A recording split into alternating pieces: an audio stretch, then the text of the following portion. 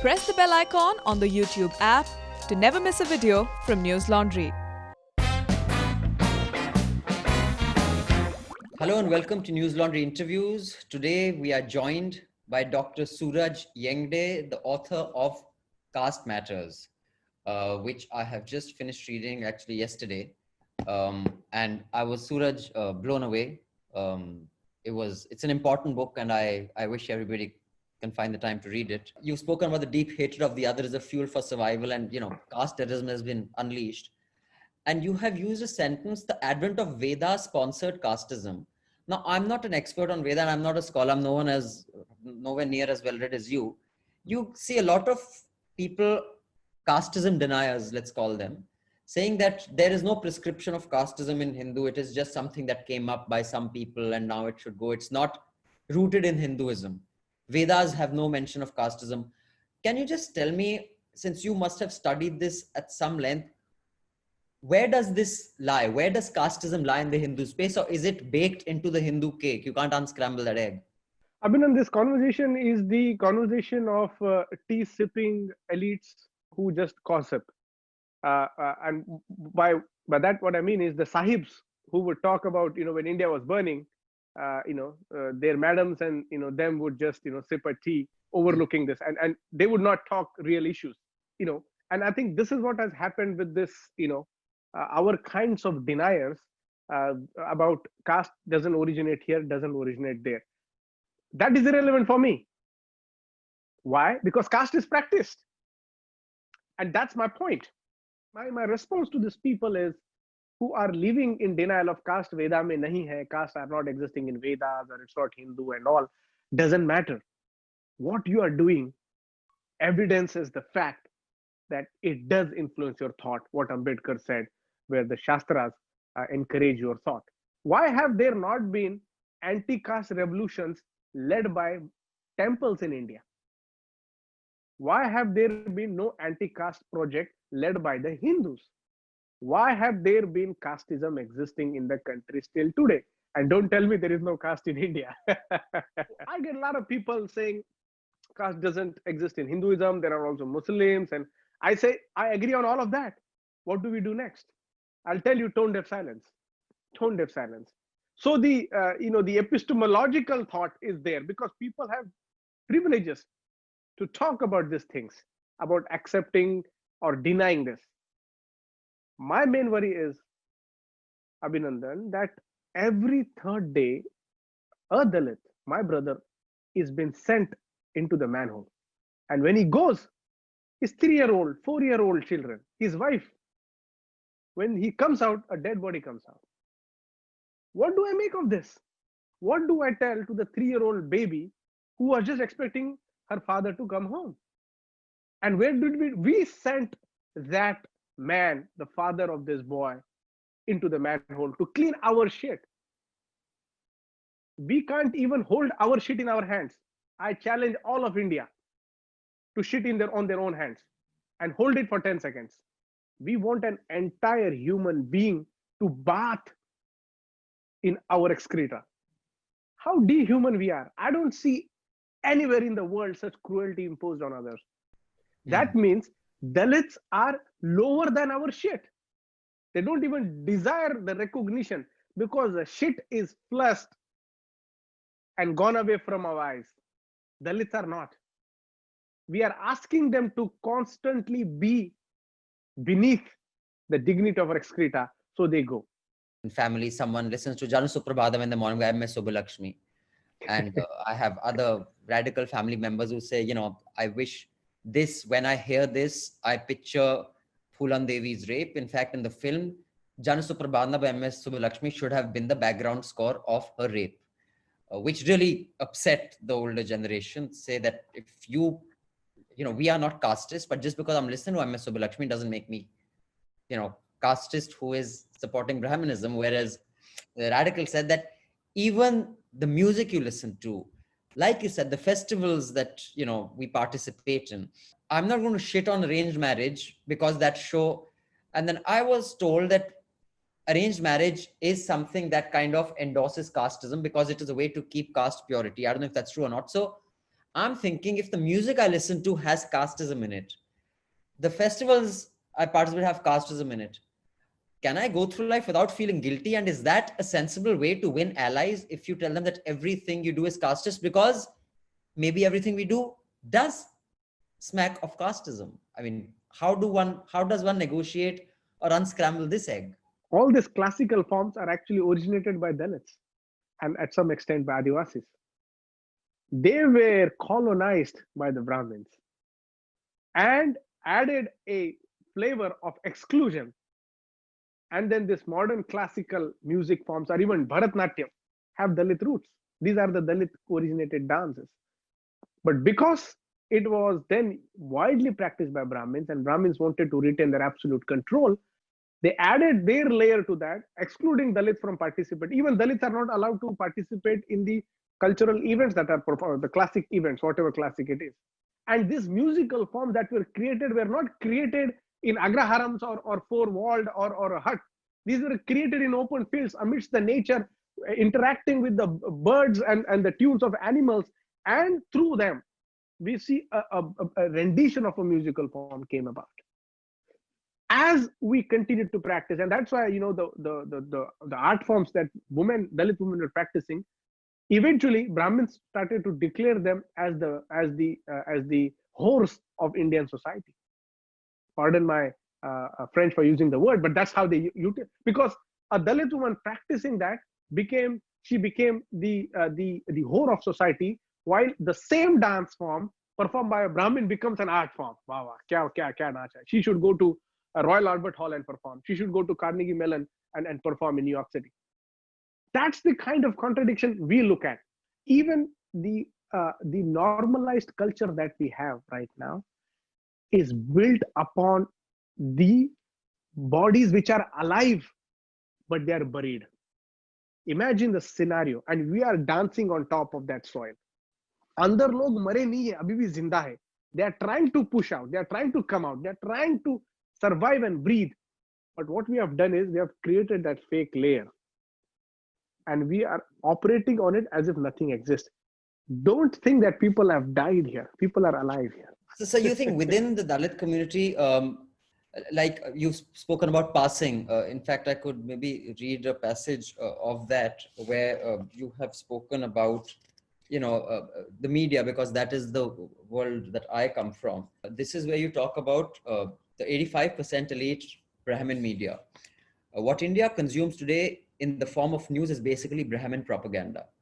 A study by the Center for Study of Developing Societies found that in 2008, the top upper caste Brahmins had an 85% share in key media positions compared to the scheduled castes and scheduled tribes, which was nil. Out of the, I think, 8 you identified from the Dalit community, only 2 identify as, the 2 who made it to a fairly senior position still don't out themselves as Dalit.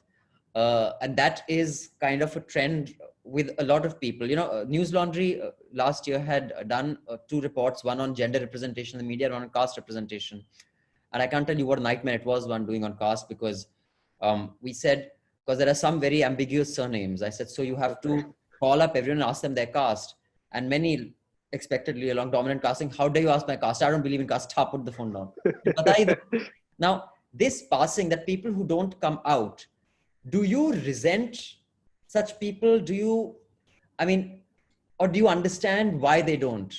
How do you look at them? I'm resentful of the system that they operate in. I'm not resentful of them as individuals because the system has not given them chance to flourish for who they are. It has not created more echo chambers for them to stride with more more bravery and with their writing. Actually, as I say, it sits at the cusp of how a literary writing should be. Basically, I've known some Dalit journalists who write for big magazines. They could be equated to James Baldwin of India. Abhinandan, the Dalits don't own any media space, unlike African Americans or unlike any other minority group in any part of the world, right? Even Muslims have their own media. They have their own Urdu dailies. They have their own English spaces. You know what I mean? But yeah. Dalits don't have anything. Dalits have to rely on somebody's, patronizing of their stories, or it has to be, uh, it's a very unequal, disrespectful space that they have to operate, right? And if the house is not yours, you'll always be living onto the terms of the landlord or landlady. And I think I then we had this meeting in Delhi. We thought about it, and if you ask me, and a lot of people have been asking me, so what do you want to do? The first thing I want to do is I want to launch a exclusive Dalit media space. Raj, it's been a fantastic conversation. I could actually chat with you all day, and maybe we should do a follow-up also on this. By the way, let me repeat, everyone, check out Caste Matters. It is a mind-blowing book, and you will learn a lot, as I did for sure. You start with, whoever has burnt his caste is my comrade. So you speak about, this lady who, went to this event, and a short white-haired woman in her 50s was a co-convener, and she basically spoke about racism in her house. Then you say, as the event concluded, I realized that it was an event for white folks who would go back to their families' reunions for Thanksgiving and come across internalized forms of racism. It was a training session to tackle the knapsack of racism that one carried as a privilege and without conscious acknowledgement. Unpack this for me. What are you exactly trying to communicate here? And what are the parallels, the similarities and dissimilarities between the race movements in the US that you have witnessed and the caste movements or lack of them here? I was in a part of the reading group. So there are like a reading group here in Cambridge area where I am. And in that, there was a racism workshop. So I was just interested. So I just showed up. I didn't know what I was doing there. And I'm sure they even didn't know what I was doing. But I was just like, let me just sit now that I'm here. And then, that was very interesting to see that white people are talking about how to fight white supremacy, anti-Black racism, the prejudices that they have been taught. And this is basically an elderly woman. And of course, there was one a Black woman who was trying to co-support her. And the audience were basically white male and white females, who were Oxford, Harvard, MIT, Boston University kind of crowd. And when this happened, I was like, why does this not happen in India? Because we also meet for every festival, Diwali, or there is some other festival where we meet. And when we sit around tables or sit for, in our family conversations, why does this not come up? So I was thinking, why and what if such anti-caste Brahmin groups are established? What are the response from academic circles, from the Dalit community and the Brahmin community been? Along expected lines, along the usual allies say great book, the usual critics say a crybaby, Dalit community says one of ours doing something good for us. Is it consistent along expected lines? It's very interesting that nobody has bitterly criticized the book. I want to be the true interlocutor of our current moment. If 100 years down the line, Abhinandan, someone reads this book or someone wants to take an account of how caste was operating or what were the nodes that it was functioning under or with, I wanted them to know that, this is what was happening. So I was also, in a very Socratic tradition of self-critical appreciation of the world. If I want to criticize the caste system as a whole, or if I want to take it down, I also would like to put the mirror in front of me.